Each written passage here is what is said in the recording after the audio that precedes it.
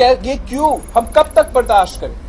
صوبوں کب تک برداشت کریں گے کہ وفاق کی ناکامی کی وجہ سے، عمران کی ناکامی کی وجہ سے کہ ہم نقصان میں جائیں، صوبوں کے بجٹ نقصان میں ہو، ہمارے پاس کم پیسہ ہو، اس لیے ان کا ٹیکس جنریشن کم ہے تو صوبوں کے پاس کم پیسہ ہوگا تعلیم؟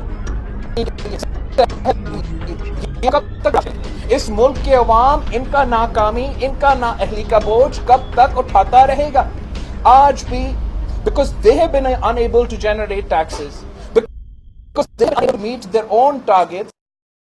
آج آپ حکومت کی نااہلی کا بوجھ خود اٹھا رہے ہو، آپ مہنگائی کی صورت میں حکومت کا نااہلی کا بوجھ اٹھا رہے ہو، آپ اپنی گیس بل میں، اپنی بجلی بل میں، اپنے پیٹرول کی بل میں، اپنے کھانے پینے کے اشیاء کی بل میں، آپ کے دفاعیہ کی بل میں، اب اس حکومت کا نااہلی ناکامی کو آپ وہ بوجھ اتار رہے ہو، آپ وہ سزا بھگت رہے ہو، اور پاکستان پیپلز پارٹی سمجھتی ہے یہ ناانصافی ہے، یہ ظلم ہے۔ حکومت کا کام ہوتا ہے کہ وہ غریب عوام کا خیال رکھے، وہ کمزور طبقہ کا خیال رکھے، ان پہ کمپرومائز کرنے کے بجائے آپ نے ان کی معاشی صورتحال کا خیال رکھنا چاہیے۔ پاکستان پیپلز پارٹی کی حکومت نے بھی IMF کے ساتھ ڈیل کیا، لیکن ہم نے کبھی بھی پاکستان کی معاشی حقوق پہ کمپرومائز نہیں کیا۔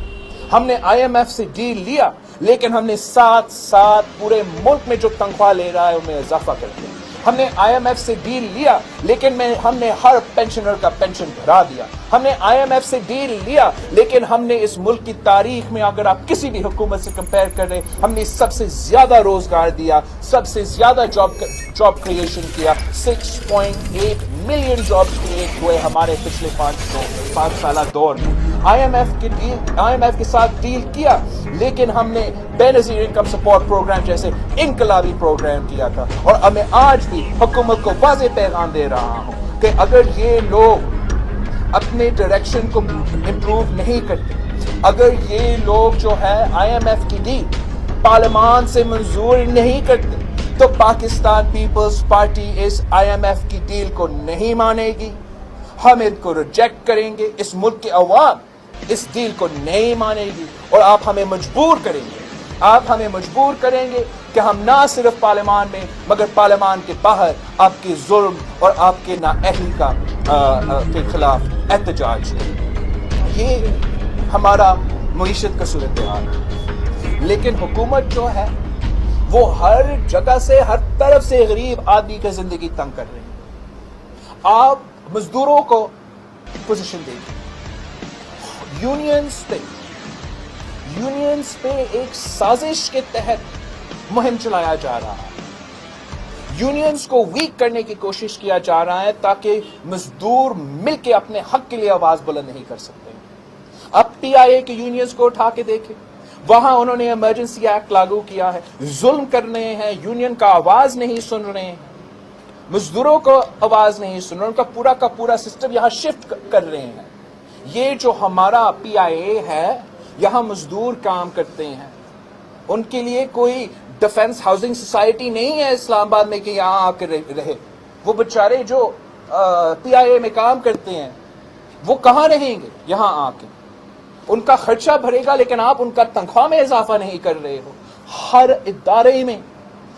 ادارے میں یونینز کے خلاف ایک سازش چل رہا ہے، ہر لیول انکروچمنٹس کے نام پر وہ غریبوں کے گھر توڑ رہے ہیں، غریبوں کو دکان توڑ رہے ہیں۔